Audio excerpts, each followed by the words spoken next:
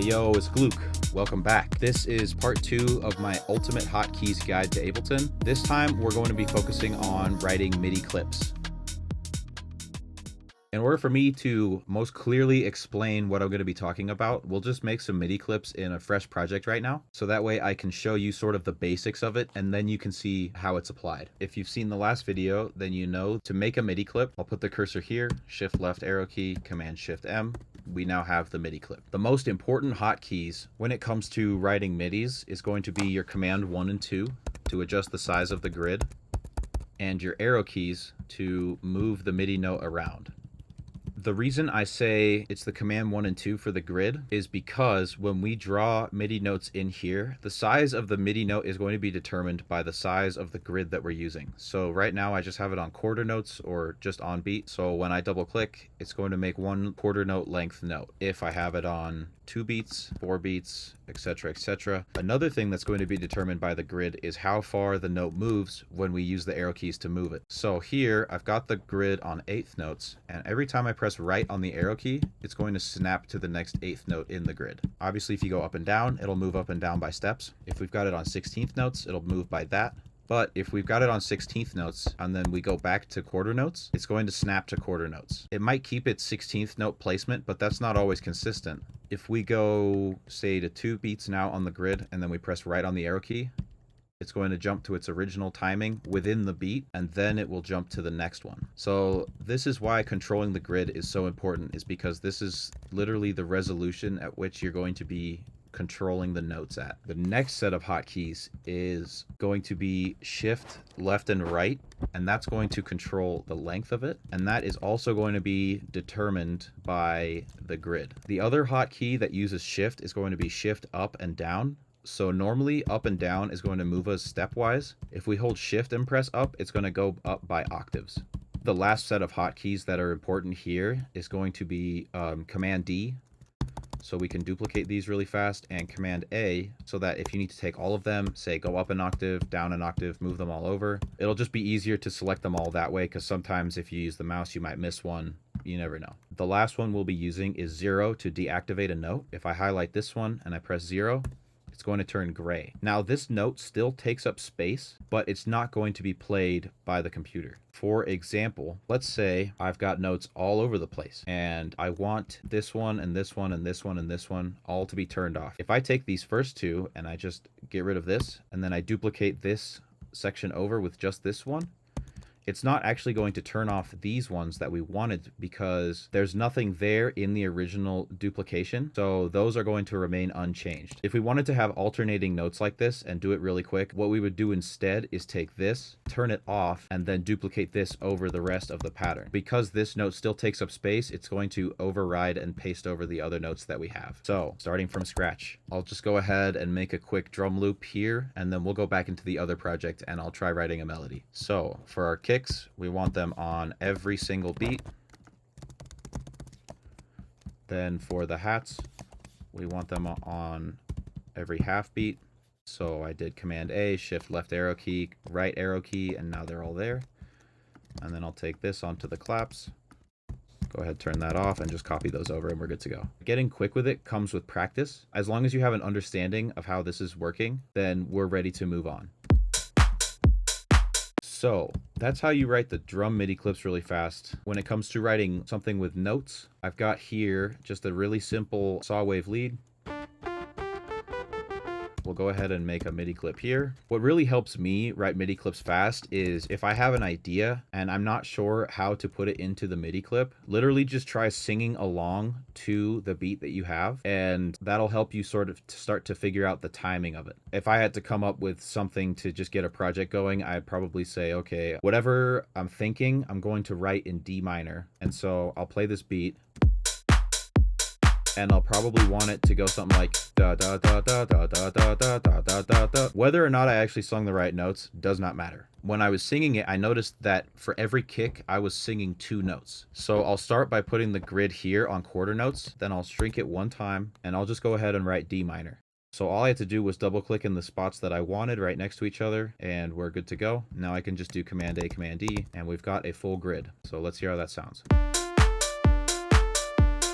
You know, is it the best thing you've ever heard? Probably not, but we're just getting started. If I wanted these to go faster, I could select all of them, and these two buttons here are very useful. The top one that says ×2, if you had to take a guess, it times them by 2. Now visually here, all we saw was that half of it went dark, and that's because this is now the active clip and all of our notes are double the length.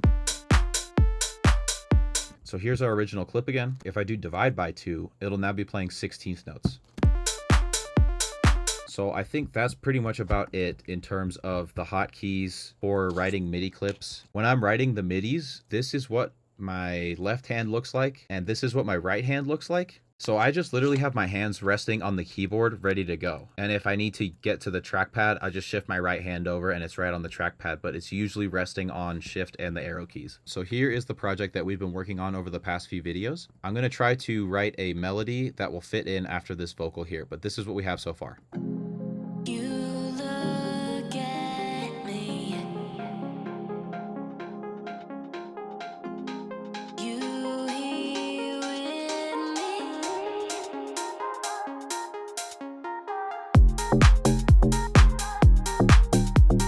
So when I hear this project, I feel like coming out of this little mix-in section we don't really have that much time to have a melody here, but we remember the hotkeys from last time. If I wanted to double this section, I could highlight all of this and do Command-Shift-D and duplicate it over. Let's write some midis. Again, I've just got a really simple saw lead for us.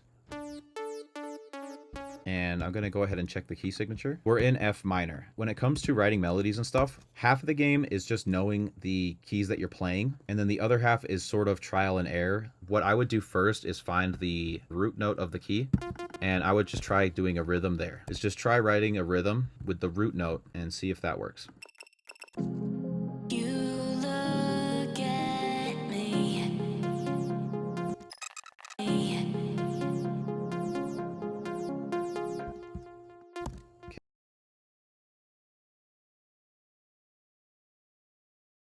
So I'm not really in love with this melody, but we were able to make it pretty quick using hotkeys, and now we have a better understanding of the notes that we're going to be playing. I would probably take some of these notes and just start putting them in different spots so that we have a different rhythm going on from the vocal. So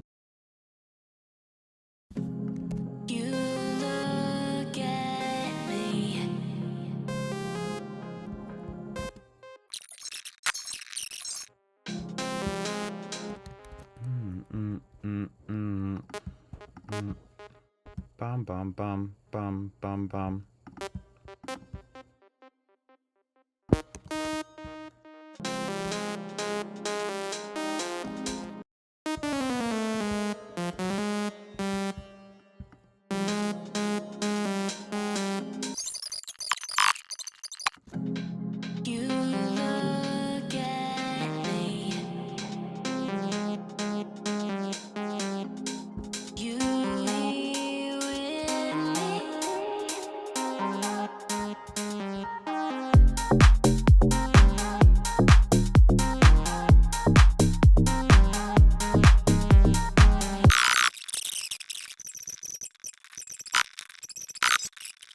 So what we've done so far is duplicate the size of this verse, and we've added now a melody on one of the synths. I'll post a video about how I design my sounds, but I hope that the hotkeys that I showed in writing midis and sort of the tips that I showed help you write your own midis. Now, without further ado, let's listen to our masterpiece that we've written together.